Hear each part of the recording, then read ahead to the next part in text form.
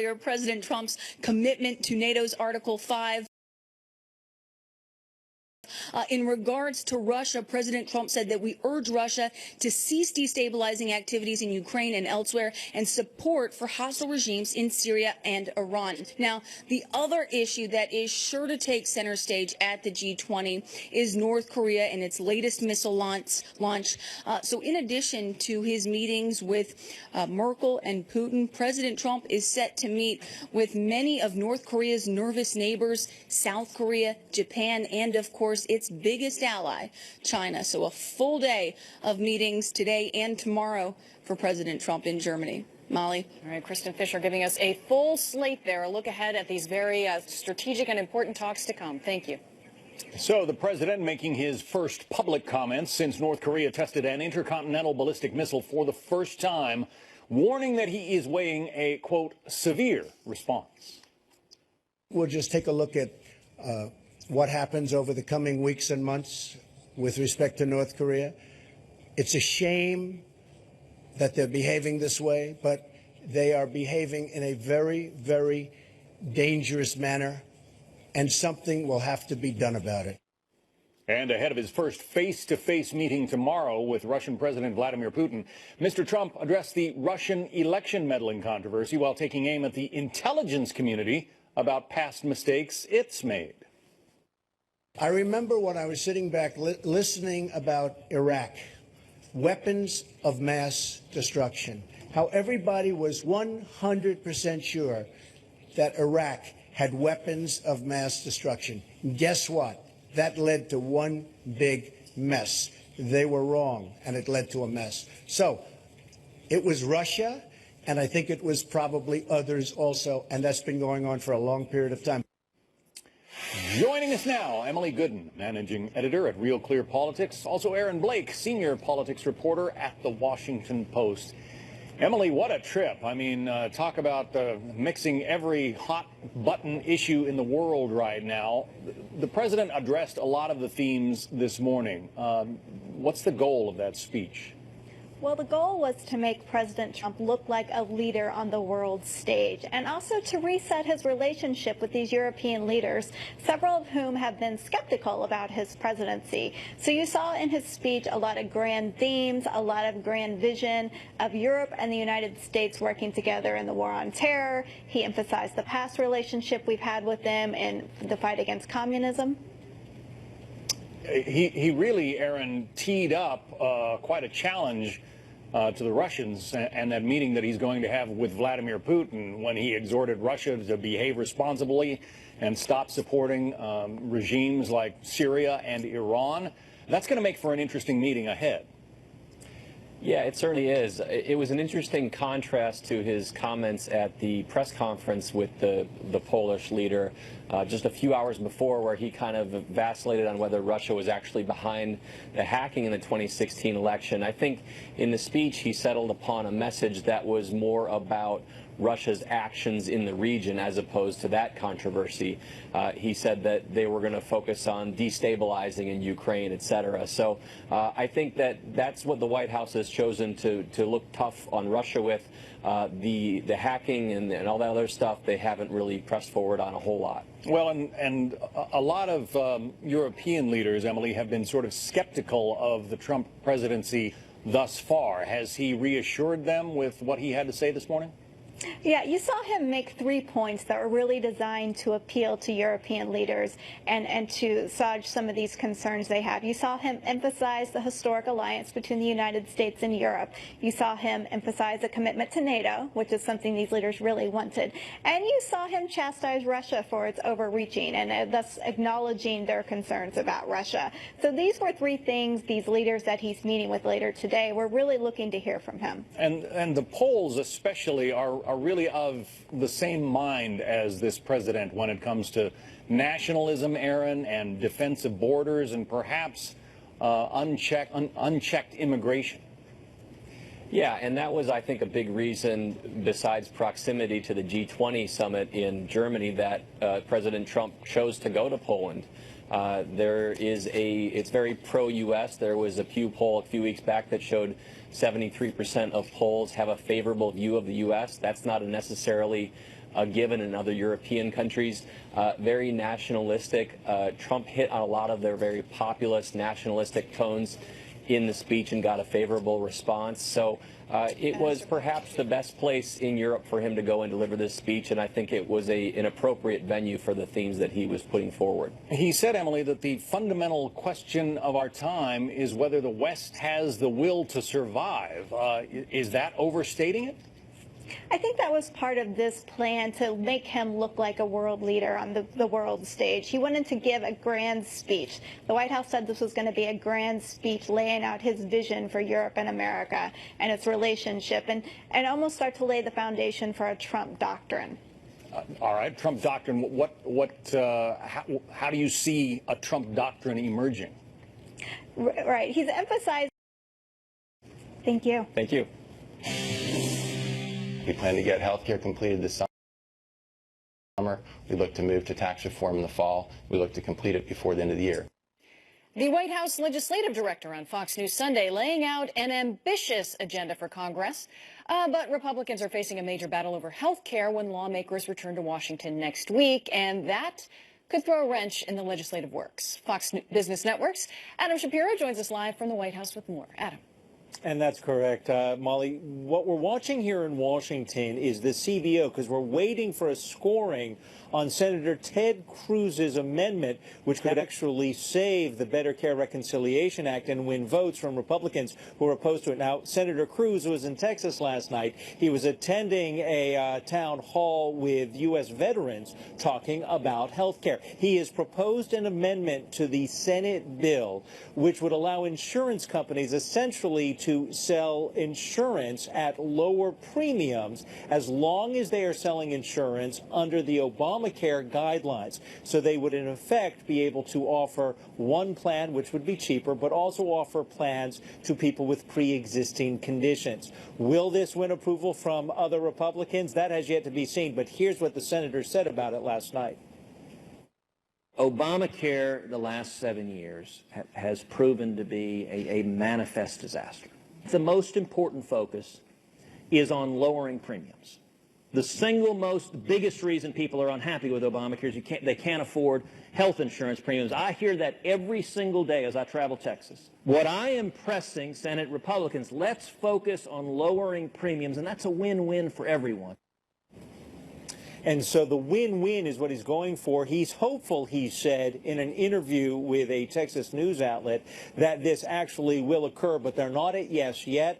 I spoke with a source close to Senate Republican leadership who said nothing has been finalized, so the amendment hasn't actually been added to the bill just yet. But this is one thing that could save it. For instance, Mike Lee from Utah, who is opposed to the current Senate bill, said that this might be something he could support. Back to you, Molly. A multitude of strategies at work. Adam from the White House, thank you very much. Fascinating times ahead. An intense manhunt underway in South Carolina for an inmate who's escaped from prison for the second time in a dozen years. Recognize that guy? Plus, President Trump calling out Russia for its actions in Eastern Europe in a rare rebuke of the country. What today's comments could mean for tomorrow's sit-down with Vladimir Putin. Information on some crime stories we're watching. Worldwide calls for clemency for William Morva, set to die today by lethal injection for the 2006 murders of a hospital security guard and a sheriff's deputy in Virginia. Attorneys argue Morva suffers from a severe mental illness that makes it impossible to distinguish delusions from reality. An Illinois judge denying bail for Brent Christensen, suspected of kidnapping Chinese scholar Yingying Zhang, after prosecutors revealed they had audio of Christensen describing his, quote, ideal victim while attending a vigil for Zhang, who was last seen June 9th and is now presumed dead. Authorities in South Carolina are searching for an inmate who has escaped from a maximum security prison for the second time. Jimmy Causey was sentenced to life in prison in 2004 for holding a family at gunpoint in their home. President Trump criticizing Russian president during a speech in Poland this morning and all of Russia ahead of tomorrow's meeting with Vladimir Putin.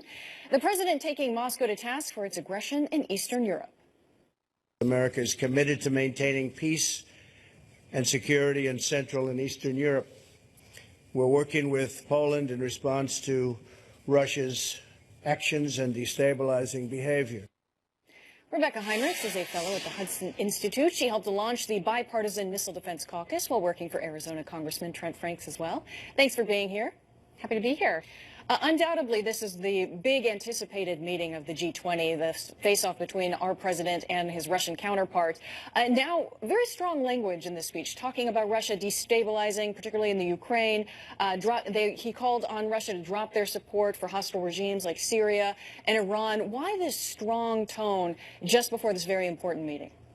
You know, I think he's laying out the parameters of the context for this meeting, and that is that Russia has been pushing back on the United States, undermining the United States in essentially every region of the world over the past, decade, and really has gone unanswered. President Obama was very soft with Russia. Remember, this was Russia reset that he tried to do, and so he really gave in to Russia every time Russia pushed back. This new administration is not doing that.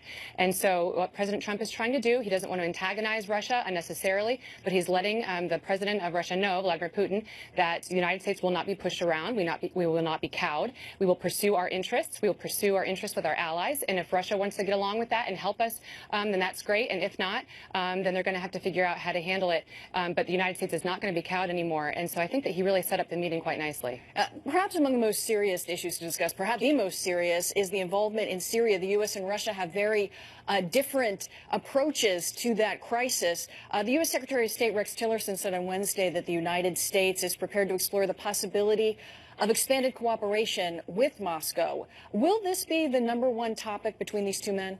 I don't know about the #1 topic. It's going to be up there. There's so many important topics, but the solution there in Syria, either the United States and Russia are going to continue this sort of proxy conflict with one another in Russia, or they're going to get on the same side and handle what's left of ISIS there, what's left of other Islamic militantism that's there. But as of now, remember, it was the United States just shot down another pro-Assad and Assad warplane because it was getting close to coalition forces there. And this was something that President Obama was unwilling to do because he was so afraid that it would kick off a war between the United States and Russia. But the Trump administration is being very clear about our efforts, and that's something that Vladimir Putin respects. Some clarity, what the United States wants to do, what is in our interest. We're going to pursue that, and he'll respond accordingly. And that's much more stabilizing, because remember, weakness is provocative. But if you want a stabilizing force, the United States has to be strong and clear, and that's what the Trump administration is doing. Yeah, and on competing interests when it comes to energy, talk a little economics here. The president also said that America will be your strongest ally and your steadfast partner when speaking in Poland. And he talked about how we have the energy. The U.S. exports in natural gas. That might be something that Russia may be looking at and saying, because Europe has for so long been so dependent on Russia. And here President Trump is kind of implying that we're ready to step in and fill any gap that there might be. Sure. He said that no country should have a monopoly, and he's speaking indirectly about Russia. And if the United States, has these great other economic relationships with these NATO countries, Russia's going to have to understand it's going to have to play ball better than it has been. Again, everything that I've seen with the Trump administration and its relationship with Russia has been it's trying to de-escalate the situation, look for opportunities for cooperation, and it's really hitting Russia, being very clever in these ways, especially economically, letting Russia understand, listen, we don't want war, we don't want conflict with you, so you need to cooperate and understand that you got to play fair. Helen Heinrichs, we appreciate your insight and much watched meeting ahead. Thank you. Well, police say he kidnapped a little boy, but then his truck wouldn't start. How the family finally rescued their son. Plus, President Trump calling for an honest media. Our Fox News media analyst Howard Kurtz will weigh in on the president's assessment. They have been fake news for a long time. They've been covering me in a very dishonest way. Here's a frightening story. A guy in California facing charges for kidnapping a 6-year-old boy on the 4th of July. Michael Todd Mahurin set to be arraigned tomorrow. San Diego police say Mahurin grabbed the boy, who was walking ahead of his family, and put him in his truck. When he tried to drive away, his truck would not start. So the boy's family, looking for him, actually asked Mahurin for help. That's when one of them noticed the boy inside the truck. The boy's uncle says it was terrifying. They were scared. They was panicking, running around the streets. Like, have you seen a little boy out here, like, by any chance? And then he was like, no, no. Yeah, he was trying to start his car and take off, but my dad pulled the jumper cables out the truck so he won't have to go. And then that's when my uncle pulled the son out. Then me and my brother went to the driver's side to go stop him.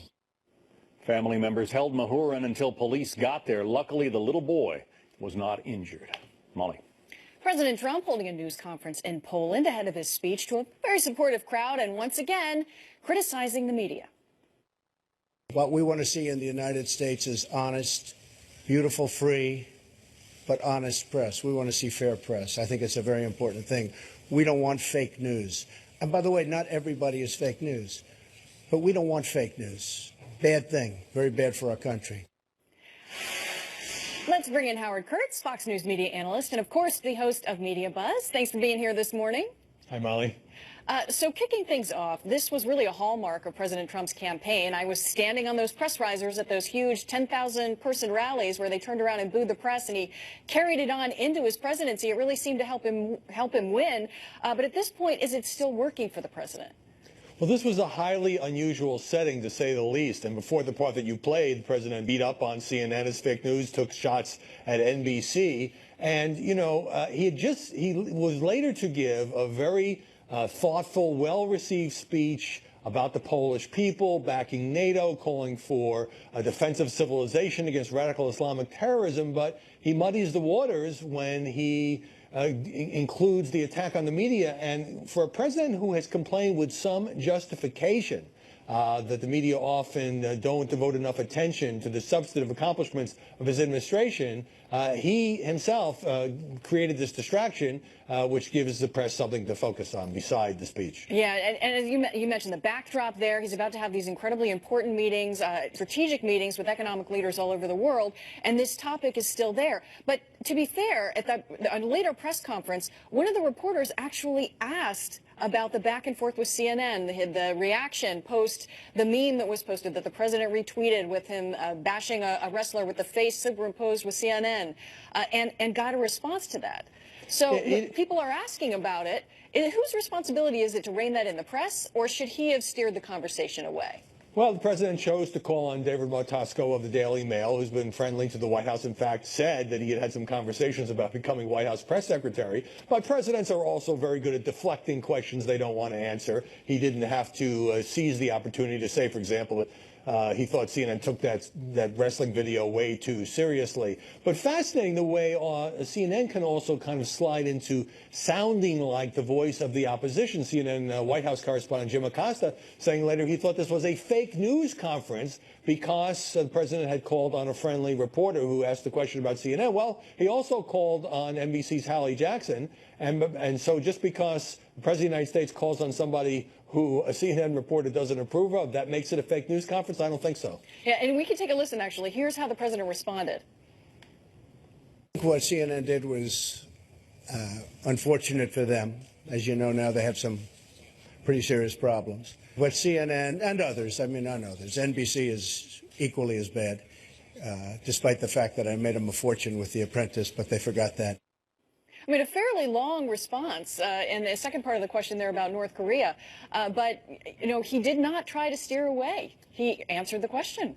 Yeah, and, you know, the criticism is often so personal with Donald Trump because he throws in The Apprentice because he feels like he made NBC a lot of money with that show, and now he believes the coverage by that network and MSNBC has been very unfair. You know, this has been showing up in the polls. It's an AOL survey, Molly, as I know you're aware of, saying that 74% in that particular survey believe that his tweeting is demeaning the presidency. I think on balance, the tweeting helps Donald Trump. It's part of what got him elected. But one of the reasons that number might be so high right now has been so many anti-media tweets lately, including the one about Mika Brzezinski of MSNBC and her alleged facelift and calling her dumb as a rock. Those are harder to defend. And again, they provide the distraction that gives the media, who love to talk about themselves and defend their First Amendment rights and all of that, I think steps on his message, whether he's giving a speech in Poland, whether he's meeting Putin, or whether he's trying to push health care and other initiatives here at home.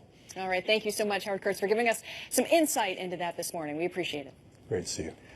Well, Molly, it's not just the media. President Trump also had some harsh words for North Korea as he met with the president of Poland this morning, just days after the rogue regime's first intercontinental ballistic missile test.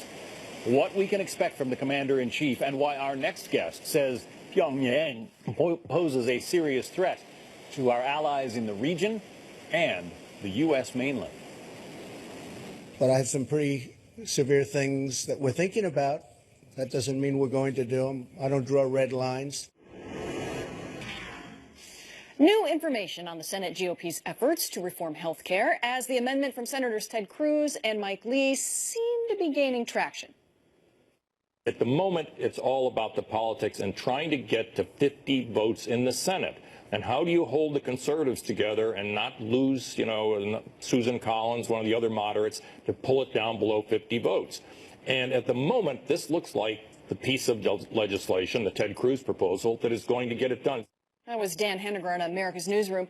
This, as Senator John McCain raises some serious concerns about the GOP health care reform plan, saying, quote, "I fear we may fall under the trap of repealing and not replacing, and that would be bad for America."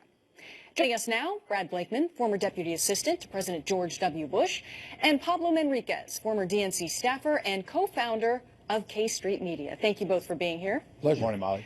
Kicking things off, we'll talk a little bit about this new option that's being proposed. It's being dubbed the Consumer Freedom Option, and it would essentially allow insurers to sell a plan that would adhere to the regulations of the ACA and to also sell plans that do not, essentially a cheaper version going forward. Brad, what do you think about that? Is that a solution that some of the GOP might be able to get behind? I do. I think that it mirrors the kind of insurance we have in our personal lives with regard to personal insurance for houses and cars. You pick the coverage that best suits your needs. And I think that is the best fit for Americans as they go through their life and their health challenges. They can change their insurance year to year. They can pick insurance companies. The most valuable part of this reform is yet to be placed. That's the third phase. When we talk about marketability, the ability to sell across state lines, that's going to be the key, as well as tort reform. But Republicans have no choice. We own this. Democrats broke it. We must fix it. 2017 must be a year of action, because 2018 will be a year of reflection by the American people as they head back to the polls. Yeah, there's no doubt that there needs to be a fix somewhere here in the works. But Pablo, is this something that Democrats would even consider?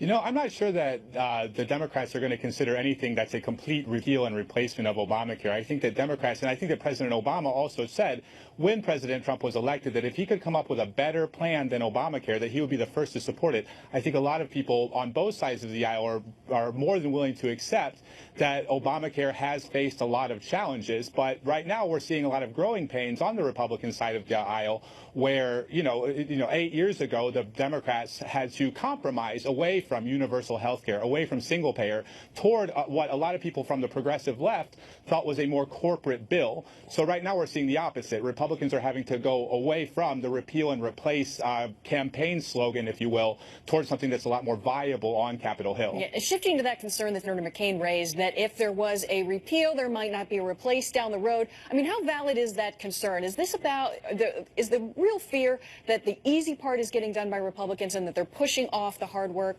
Blake? Well, look, there is no easy solution. The Democrats destroyed health care for the American people, and now it's up to us to fix it. We can't fix it in stages. We have to fix it right, and we have one shot to do it, and that's this year.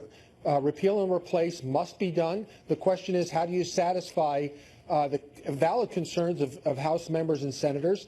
Remember, the Republicans are returning a lot of health care back to the states where it belongs, those people closest to the people that they serve. And every state's different. Utah is different than California. New York is different than Arizona. So each state has got to be able to live within the mandates of this new bill. But we have no choice. Got to fix it. Got to do it now. Yeah, Brad's point there that the math just isn't adding up. These carriers are bailing out. Pretty soon there won't be as many options. Will the Democrats be forced to compromise to some extent? A lot of this seems to be everyone trying to avoid blame going forward.